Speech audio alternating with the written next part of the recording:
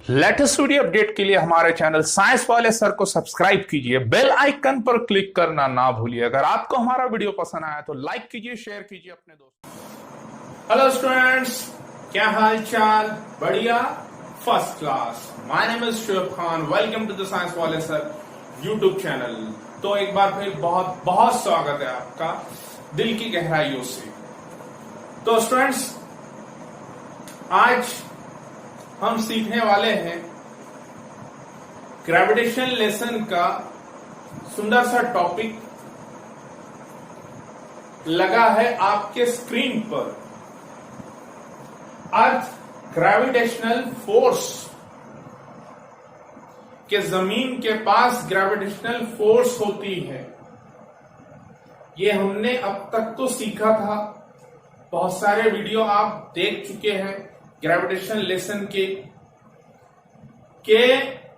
जमीन के पास जो है ना ग्रेविटेशनल फोर्स है, और उसके नजदीक अगर कोई भी ऑब्जेक्ट हो तो वो उसको अपनी तरफ अट्रैक्ट करती है, उसको खींचती है भाई, फोर्स ऑफ ग्रेविटेशन लगा करके, है ना। तो स्टूडेंट्स, अब फोर्स जो लगती है वो सेंटर टू सेंटर लगती है। वो न्यूटन का यूनिवर्सल लॉ ऑफ ग्रेविटेशन कहता है। अब स्टूडेंट्स, अब जमीन कोई भी चीज हो, कोई भी ऑब्जेक्ट अगर जमीन के करीब है तो वो वर्टिकली डाउनवर्ड डायरेक्शन में गिरता है। किधर गिरता है? वर्टिकली डाउन, सीधा सीधा गिरेगा नीचे की तरफ, वर्टिकली सीधा सीधा, और डाउनवर्ड्स नीचे की तरफ, वर्टिकली डाउनवर्ड डायरेक्शन। कोई भी ऑब्जेक्ट हो, अगर मेरे पास ये पेन है, ठीक है, इसको भाई हमने छोड़ दी, किधर गिरा? वर्टिकली डाउनवर्ड डायरेक्शन, सीधा सीधा गिरेगा, नीचे गिरेगा, है ना। तो कोई भी ऑब्जेक्ट, किसी भी ऑब्जेक्ट को लो आप, जमीन के अगर वो नजदीक है तो वो सीधा सीधा गिरता है और जमीन की तरफ नीचे वर्टिकली डाउनवर्ड डायरेक्शन में गिरता है। तो ऑब्जेक्ट है ना, अर्थ का जो मास है और उस मास का जो सेंटर है, मान लो ये अर्थ है और ये अर्थ का पूरा मास और उसका सेंटर कहां होता है? सेंटर में, सेंटर पॉइंट है ये। अब कोई भी चीज जो गिरेगी वो सेंटर की तरफ जाने की कोशिश करेगी, क्योंकि फोर्स कहां से आ रही है? सेंटर में से आ रही है ना।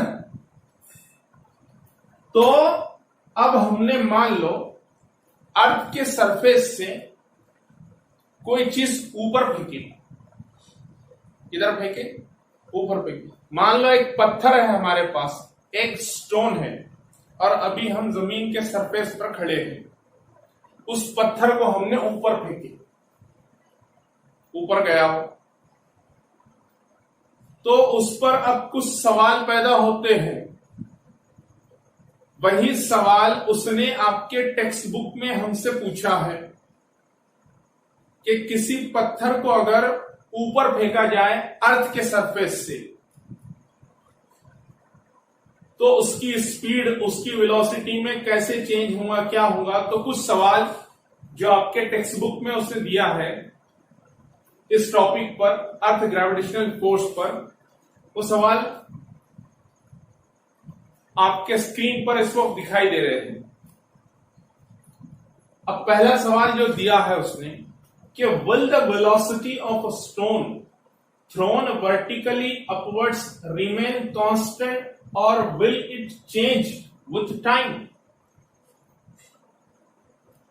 के ये जो अर्थ का सरफेस है और यहां से अगर कोई स्टोन ऊपर हम फेंक रहे हैं, है ना, मान ये स्टोन है, मान लो पत्थर है, और अर्थ के सरफेस से ये फेंका गया, तो सवाल किया कि will the velocity of a stone thrown vertically upward, के नीचे से ऊपर, वर्टिकली अपवर्ड्स, अपवर्ड्स यानी ऊपर की तरफ। तो वर्टिकली ऊपर की तरफ अगर स्टोन फेंका जाता है भाई, तो क्या उसकी वेलोसिटी, जब वो ऊपर जा रहा है पत्थर, क्या उसकी वेलोसिटी कांस्टेंट रहेंगी? जिस वेलोसिटी से वो जा रहा है, क्या उसकी वेलोसिटी एक जैसी रहेंगी? और will it change with time, क्या समय के साथ साथ बदलेंगी? अब पत्थर हमने ऊपर कोई फेंके, अब मान लो ये एक ऑब्जेक्ट है, अब पत्थर तो है नहीं हमारे पास, ये डब्बी है, इसको हम ऊपर फेंक रहे हैं, ठीक है। तो क्या हो रहा, जमीन के सरफेस पे हम खड़े हुए हैं, इसको ऊपर फेंक रहे हैं, ये ऊपर जा रहा है नीचे आ रहा है, ऊपर जा रहा नीचे आ रहा। तो अब सवाल किया इसमें पहला कि भाई ये जो, मान लो अगर ये स्टोन है कोई, ऊपर फेंक रहे आप इसको, है ना, ऊपर फेंक रहे, तो ऊपर जाते वक्त क्या इसकी वेलोसिटी सेम रहती है, एक कांस्टेंट रहती है, या बदलती है? जी नहीं, बदलती है, अलग अलग होंगी।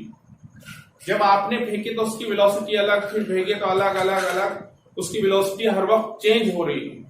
तो पहले सवाल का आंसर क्या, वेलोसिटी उसकी समय के साथ साथ बदली। जैसे जैसे ये डब्बी है, मान लो ये ऊपर जा रही है, तो समय के साथ साथ जैसे जैसे वक्त गुजर रहा है, इस डब्बी की वेलोसिटी चेंज हो रही, कांस्टेंट नहीं रहती। दूसरा सवाल, हाउ विल इट चेंज, और ये कैसे चेंज होंगी? अब चेंज कैसा होगा इसकी वेलोसिटी में, तो इसकी वेलोसिटी कम होती जाएंगी। जैसे जैसे मान लो ये डब्बी है, उसने आपकी किताब में स्टोन बोला, भाई स्टोन लेना जरूरी थोड़ी, डब्बी लिए, हमारे पास अभी डब्बी है, पत्थर नहीं है तो नहीं है, ये डब्बी है। अब ये डब्बी की जो वेलोसिटी है ऊपर जाते वक्त कैसे बदलेंगी, कैसे बदलेंगी इसकी वेलोसिटी? समय के साथ साथ कम होती जाएंगी, जैसे जैसे वक्त गुजरेगा उसकी वेलोसिटी कम होती जाएंगी। उसके बाद तीसरा सवाल, why does not the stone move up all the time?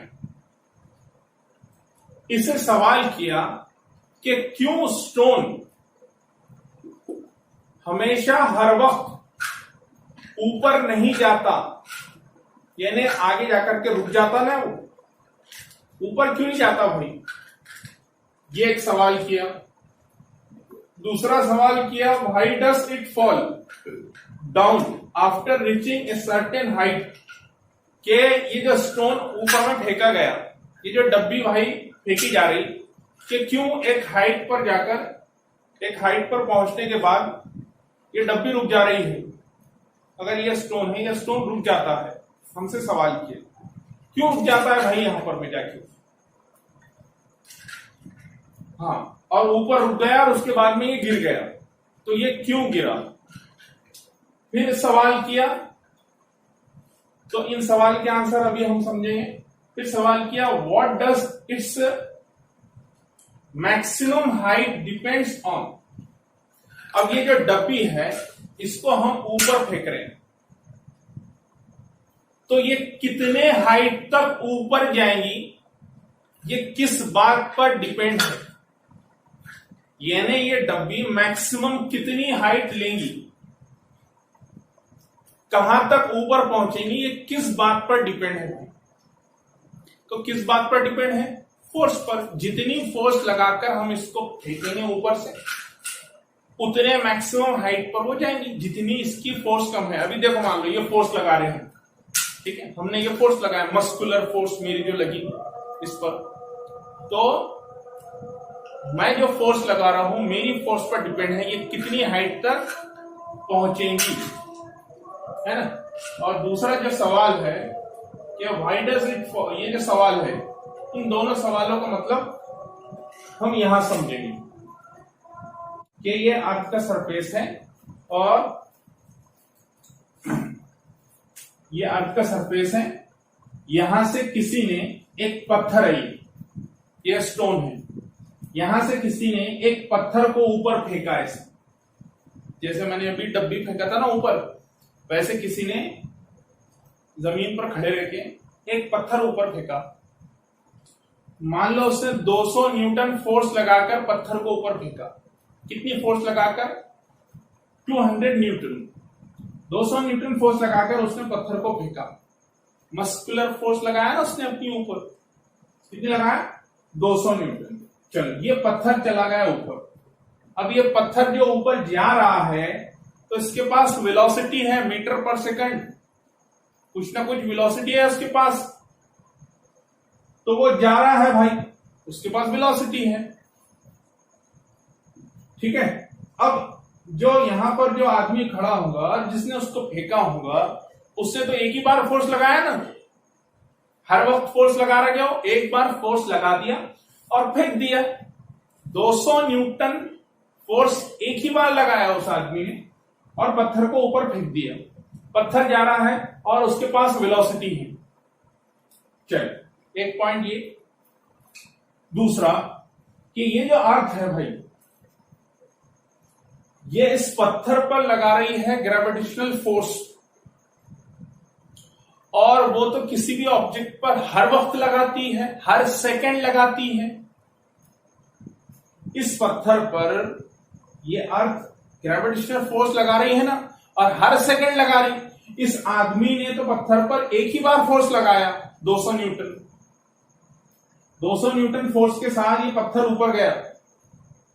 Velocity तो उसके पास ही है मीटर पर सेकंड में, जो भी हो। तो पत्थर पर 200 न्यूटन फोर्स एक ही बार लगी, लेकिन अर्थ की ग्रेविटेशनल फोर्स उस पत्थर पर हर सेकंड लग रही है। मान लो अर्थ उस पर 10 न्यूटन ग्रेविटेशनल फोर्स लगा रही है, 10 न्यूटन की फोर्स लगा रही है।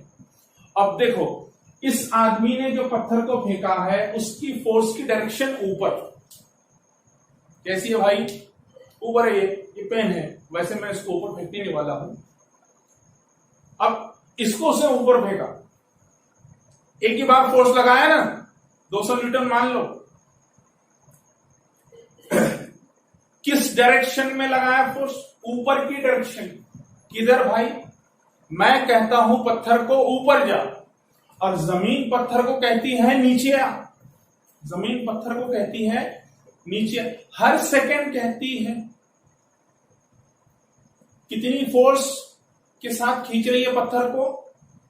10 न्यूटन फोर्स हर सेकंड लगा रही है जमीन, मान लो। तो एक बार 200 न्यूटन फोर्स लगाया इस ऊपर की डायरेक्शन में, और जमीन हर सेकंड लगा रही है 10 न्यूटन फोर्स नीचे की डायरेक्शन में, डाउनवर्ड डायरेक्शन में, वर्टिकली डाउनवर्ड डायरेक्शन में। तो अब मान लो इसने 200 न्यूटन तो लगा दिया, तो ये 200 न्यूटन में से एक सेकंड गुजरा, 10 न्यूटन माइनस हो गए, फिर एक सेकंड गुजरा, 10 न्यूटन माइनस हो गए। ऐसा कर करके एक वक्त ऐसा आया, ये पत्थर पर जो फोर्स लगी थी वो 200 न्यूटन लगी थी ना। कितनी लगी थी? 200 न्यूटन। मान लो 200 में से 10 चले गए, बचे कितने? 190, 190 न्यूटन फोर्स बची। फिर जमीन अगले कुछ समय के बाद उस पर फोर्स लगा रही 10 न्यूटन, तो 190 में से माइनस, फिर 10 न्यूटन, आंसर है 180 न्यूटन। फिर कुछ एक सेकंड गुजरा, फिर 180 में से माइनस 10 न्यूटन। तो ऐसा कर करके हर सेकंड 10 न्यूटन फोर्स उसमें से माइनस होगी। और एक वक्त ऐसा आया, उस पत्थर के पास बिल्कुल 0 न्यूटन फोर्स है। कितनी? 0 न्यूटन फोर्स है। ठीक है, फोर्स हो गई 0, फोर्स नहीं है उसके पास। अब एक वक्त ऐसा, एक पॉइंट ये। दूसरा, पत्थर को जब फेंका गया था ऊपर, तो एक वेलोसिटी से जा रहा था वो, मीटर पर सेकंड में कुछ वेलोसिटी होंगी उसके पास। तो अब जब उसके पास फोर्स 0 हो गई, ऊपर में जाके 0 न्यूटन हो गई, क्योंकि इसने माइनस कर दी ना, ग्रेविटेशनल फोर्स ने उसकी जो मस्कुलर फोर्स लगा करके उसने भेजा था उसको 200 न्यूटन को जीरो कर दिया पूरा।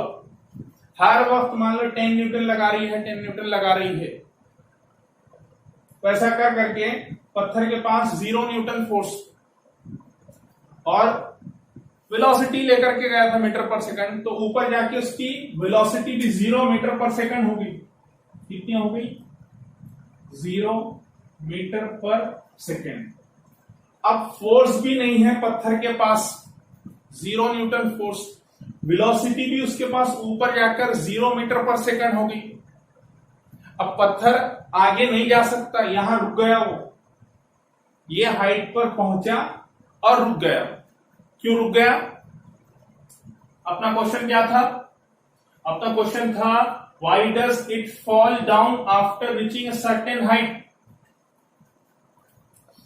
कि एक हाइट पर पहुंचने के बाद कि वो क्यों नीचे गिर जाता है। तो क्यों नीचे गिर जाता है भाई? इसलिए नीचे गिर जाता है कि उस जिस हाइट पर वो पत्थर पहुंचा है उस हाइट पर उसके पास वेलोसिटी 0 मीटर पर सेकंड हो गई और फोर्स भी 0 न्यूटन हो गई। तो उसके पास फोर्स भी नहीं है, जो फोर्स लगी थी उस पर 200 न्यूटन लगी थी ना, किसी आदमी ने फेंका था, तो वो फोर्स भी उसके पास नहीं है, 0 न्यूटन होगी। वेलोसिटी उसके पास नहीं है, 0 मीटर पर सेकंड होगी, कुछ वेलोसिटी से ऊपर जा रहा था।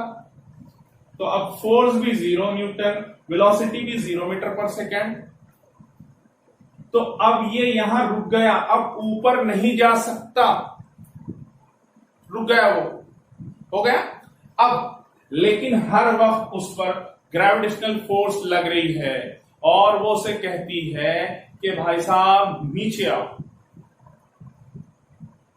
जो अर्थ के सेंटर से पुकार पुकार कर उस पत्थर को कह रही है कि आप नीचे आओ, और वो पत्थर अब उस जमीन की सुनता है, क्योंकि अब वो ऊपर जा ही नहीं सकता ना। ऊपर जाना है उसको तो ऊपर की दिशा में लगने वाली फोर्स चाहिए उसको। फोर्स तो हो गई उसकी 0 न्यूटन और वेलोसिटी उसकी खत्म हो गई, अब 0 मीटर पर सेकंड हो गई, तो अब ऊपर नहीं जा सकते। अब उनके पास एक ही रास्ता बचा है जो उनको नीचे की डायरेक्शन में बुला रही है। ग्रेविटेशनल फोर्स ऑफ अर्थ कहती है कि नीचे आ, नीचे आ, नीचे आ। तो स्टूडेंट, इस सवाल का आंसर हुआ। उसके बाद नीचे सवाल है what does its maximum height depends on, कि ये जो पत्थर भाई, कोई भी चीज हो या पत्थर हो, ये पत्थर या ये पेन है, अगर मैं इसको फेंकूं ऊपर तो ये मैक्सिमम हाइट, कितनी हाइट तक ये पहुंचेगा, किस बात पर डिपेंड है? तो किस बात पर डिपेंड है? जितनी मैं फोर्स लगाऊंगा उस फोर्स पर डिपेंड है। अगर मैं कम फोर्स लगाऊं तो ये कम हाइट पर जाएगा, अगर मैं ज्यादा फोर्स लगाऊं तो ये ज्यादा हाइट पर जाएगा। तो इसका आंसर क्या आएगा? ये हम लगने वाली फोर्स पर डिपेंड है कि कितनी फोर्स सामने वाला लगा रहा है पत्थर पर या जो भी ऑब्जेक्ट है अर्थ के सरफेस पर। तो स्टूडेंट, अब बात करते हैं, ये अर्थ का सरफेस है और जमीन पर लगा हुआ है एक झाड़, एक ट्री, सेब का झाड़, एप्पल का, और उसको लटके हुए हैं एप्पल। तो न्यूटन का जो ग्रेविटेशन का जो लॉ है यूनिवर्सल, वो ये कहता है कि हर एक ऑब्जेक्ट एक दूसरे पर फोर्स ऑफ ग्रेविटेशन लगाता है, एक दूसरे को अट्रैक्ट करता है। बिल्कुल सही बात है। तो अर्थ लगाती है एप्पल पर फोर्स, एप्पल लगाता है अर्थ पर फोर्स। तो अब सेंटर टू सेंटर फोर्स लगती है, ये बातें हो गई थी हमारी। तो अर्थ ने एप्पल पर फोर्स लगाया और एप्पल जो है गिर गया। एप्पल क्या हो गया? गिर गया, जमीन पर गिर गया, अर्थ के सरफेस पर। ठीक है, अब एप्पल जमीन के सरफेस पर क्यों गिरा? क्यों गिरा भाई? इसलिए गिरा क्योंकि दो बातें यहां पर, एक तो एप्पल का मास अर्थ के मास से कम है, दूसरा एप्पल और अर्थ में डिस्टेंस कम है। अर्थ का मास ज्यादा है तो उसने फोर्स लगाई भरपूर, एप्पल छोटा बेचारा, और डिस्टेंस भी है कम, तो वो लॉ ऑफ ग्रेविटेशन जो है कि अगर डिस्टेंस भाई कम है दो ऑब्जेक्ट के बीच में यूनिवर्स में, तो फोर्स ज्यादा लगती है ना। डिस्टेंस बढ़ जाए तो, हमने पिछले वीडियो में आपको समझाए थे कि अगर डिस्टेंस बढ़ता है दो ऑब्जेक्ट के बीच में तो फोर्स ऑफ ग्रेविटेशन कम लगती है, और अगर मासेस बढ़ते हैं तो फोर्स भी बढ़ती है। तो इसका मास ज्यादा है, ज्यादा फोर्स लगाता है, इसका कम है तो ये इसकी फोर्स में इतनी कैपेबिलिटी, फोर्स तो लगाते हैं दोनों एक दूसरे को फोर्स लगाते हैं, सेम फोर्स लगाते हैं, लेकिन इसकी फोर्स, एप्पल की फोर्स में इतनी कैपेबिलिटी नहीं है कि वो अर्थ को अपनी तरफ खींच सके। अर्थ के पास वो पावर है, अर्थ की फोर्स में वो कैपेबिलिटी है, वो एप्पल को अपनी तरफ खींचती है। एक तो डिस्टेंस भी कम है और बेचारा एप्पल, उसका मास भी कम है, जिसकी वजह से एप्पल जमीन पर गिरता है। और जमीन एप्पल के पास क्यों नहीं जा रही, क्यों मूव नहीं कर रही है एप्पल? क्योंकि जमीन का मास बहुत ज्यादा है, एप्पल का मास कम है। बस मासेस की वजह से एप्पल का मास कम, अर्थ का मास ज्यादा, इसलिए अर्थ एप्पल की तरफ नहीं जा रही। एप्पल क्यों गिरा जमीन पर? क्योंकि एप्पल का मास कम और डिस्टेंस भी कम, ये दो बातें, इसलिए एप्पल जमीन पर गिरता है। चलिए, तो स्टूडेंट ये अर्थ का सरफेस, और ये भाई साहब चंदे मामा, क्या है वो? चांद मामा, सॉरी चांद मामा है ना, सबके मामा, माँ के भी मामा होते, वो बाप के भी मामा होते, नाना के भी मामा, दादा के भी मामा, तो चांद मामा। तो ये चांद मामा घूम रहे, जमीन का चक्कर लगा रहे, और चांद मामा की तरह बिल्कुल घूमते हैं आर्टिफिशियल सैटेलाइट्स जो स्पेस में है, अलग अलग प्लैनेट्स के चक्कर लगा रहे। हमारे अर्थ को भी बहुत सारे सैटेलाइट्स घूम रहे हैं जो अर्थ का चक्कर लगा रहे। तो सैटेलाइट्स की इंफॉर्मेशन जो आपका स्पेस में, कौन सा भाई? स्पेस मिशन, मैं कहता हूं ना जैसे ग्रेविटेशन का छोटा भाई, स्पेस मिशन। तो उस लेसन में हम डिटेल देखेंगे सैटेलाइट्स के बारे में, अलग कौन कौन से सैटेलाइट होते हैं, क्या काम होते हैं, क्यों छोड़ा जाता है, किसकी।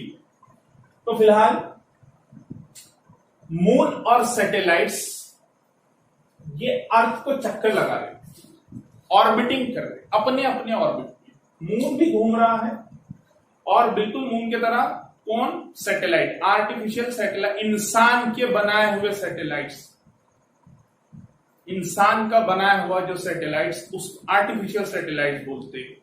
और मून नेचुरल सैटेलाइट्स है, वो बॉडी जो किसी दूसरे बॉडी के अराउंड घूमती है, प्लैनेट्स के अराउंड घूमती है, उसको सैटेलाइट्स कहा जाता है। तो moon is a natural satellites. तो मून क्या कर रहा है? ऑर्बिटिंग कर रहा है, अपने ऑर्बिट में घूम रहा है, ठीक है। अब मून का मास है, मून का क्या है? मास है, मून के पास मास है।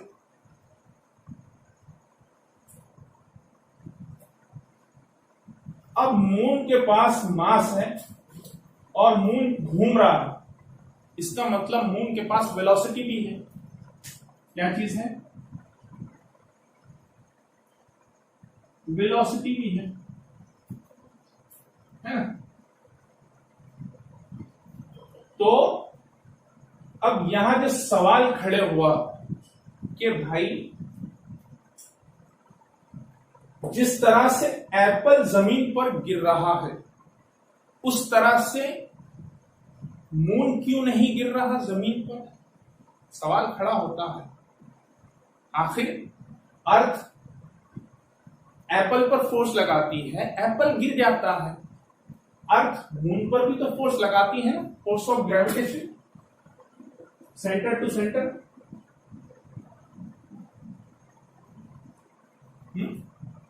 फोर्स ऑफ ग्रेविटेशन भाई सेंटर टू सेंटर लगती है, अर्थ लगा रही है मून पे, तो मून क्यों नहीं गिर रहा जिस तरह से एप्पल गिर रहा है?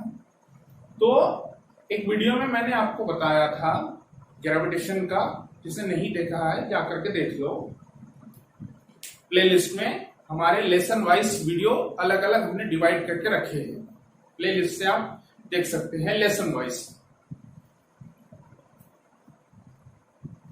हाँ, क्या सवाल है कि अगर अर्थ एप्पल को अट्रैक्ट कर रही है, एप्पल नीचे गिर रहा है जमीन पर, तो अर्थ मून को भी अट्रैक्ट करती है, मून क्यों नहीं गिरता भाई उस पर? मून पर भी ग्रेविटेशनल फोर्स लगती है। सवाल खड़े होता है यहां पर। तो ऐसा है कि मून के पास मास है और मून घूम रहा है, यानी मून के पास वेलोसिटी है। तो जिसके पास मास होता है, जिसके पास वेलोसिटी होती है, वो लगाता है फोर्स। फॉर्मूला है ना वो, F equal to M V, F equal to M V. जिसके पास मास हो, जिसके पास वेलोसिटी हो, वो लगाता है फोर्स। उसके पास फोर्स भी होती है, एम वी इक्वल होगा एफ के, फोर्स के। तो अगर स्टूडेंट्स, अब भाई क्या ये एप्पल के पास भी फोर्स है? फोर्स है कैसे एप्पल के पास? ये एप्पल के पास मास है जी, फोर्स नहीं है उसके पास, ओनली मास है उसके पास। क्यों फोर्स क्यों नहीं है एप्पल के पास? मून के पास फोर्स क्यों है? इसलिए कि मून के पास वेलोसिटी है, मून के पास वेलोसिटी है। एप्पल के पास वेलोसिटी है क्या? झाड़ पे लटका हुआ है वो एक जगह, इसलिए तो चुपचाप गिर गया नीचे जमीन पर। फोर्स नहीं है ना उसके पास। अगर उसके पास फोर्स होती तो वो भी लगाता, गिरता क्या वो? तो उसके पास क्या चीज नहीं है भाई? उसके पास वेलोसिटी नहीं है। किसके पास? एप्पल के पास। तो वो एप्पल फोर्स नहीं लगाता। मून के पास फोर्स होती है, एप्पल के पास फोर्स नहीं है। चलिए, तो एक एग्जांपल से समझेंगे। इसको जरा हटा लो,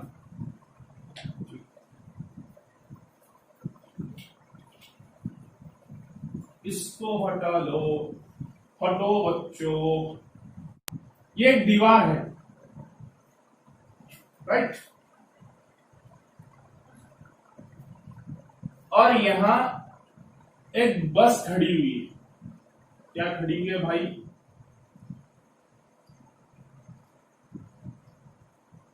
एक बस खड़ी हुई है यहां पर,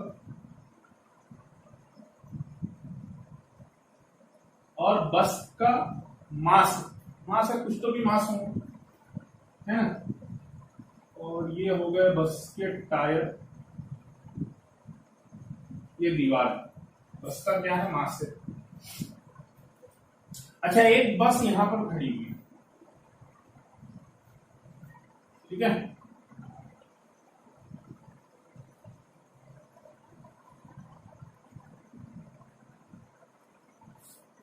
ये इस बस के टायर,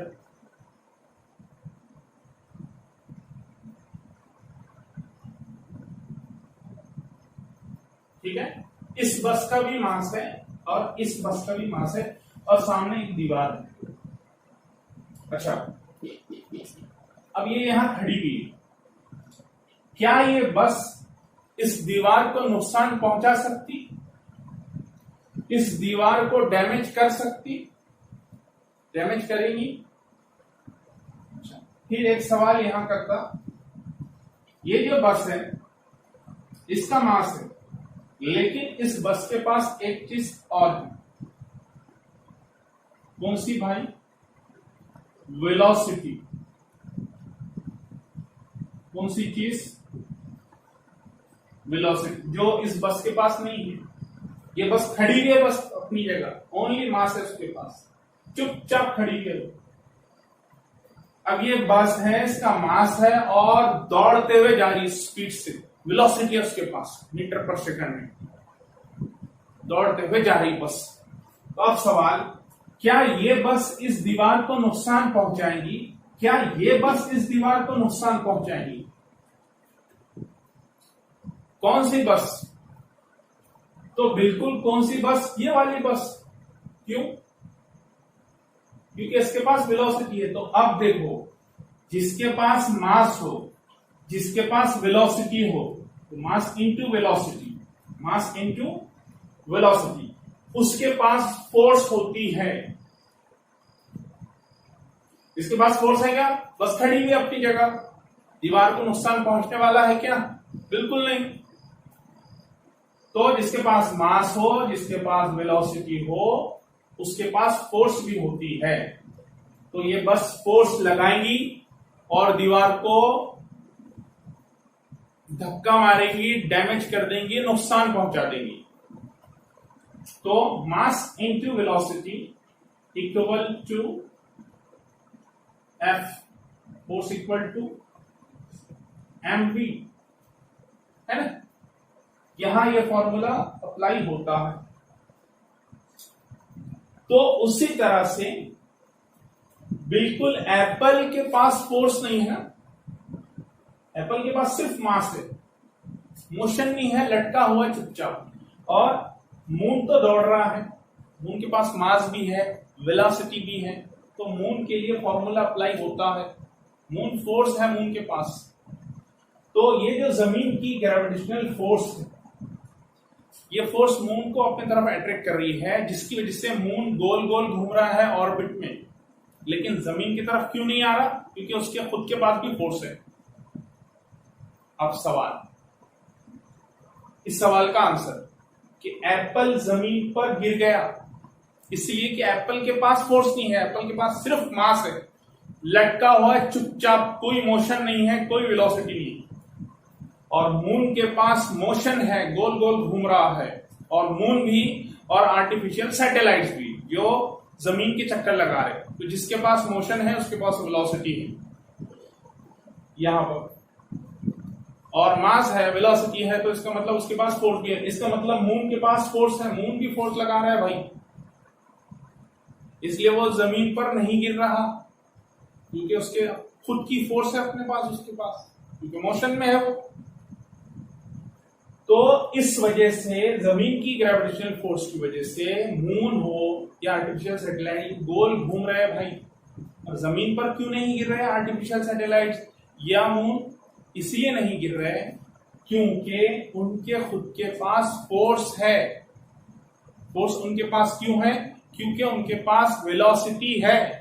तो मून जमीन पर नहीं गिरता। इसका आंसर ये है, जैसे कि एप्पल गिरता है क्योंकि मून के पास वेलोसिटी है। इससे पहले के वीडियो में मैंने आपको बताया था कि मून जमीन पर क्यों नहीं गिरता एप्पल जैसा। तो मैंने ये कहा था कि मून और अर्थ में डिस्टेंस ज्यादा होने की वजह से दोनों के बीच में फोर्स कम लगती है, इतनी नहीं लगती।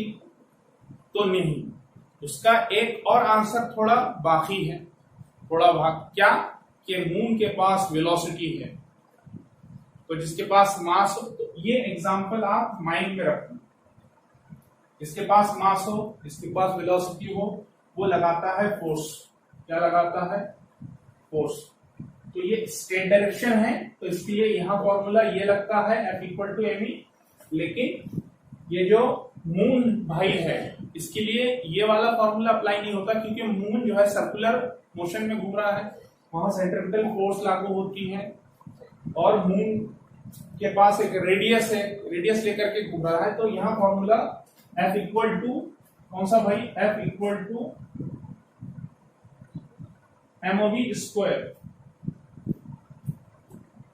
अपॉन r, ये फॉर्मूला यूज करते हैं सेंट्रिपिटल फोर्स के लिए।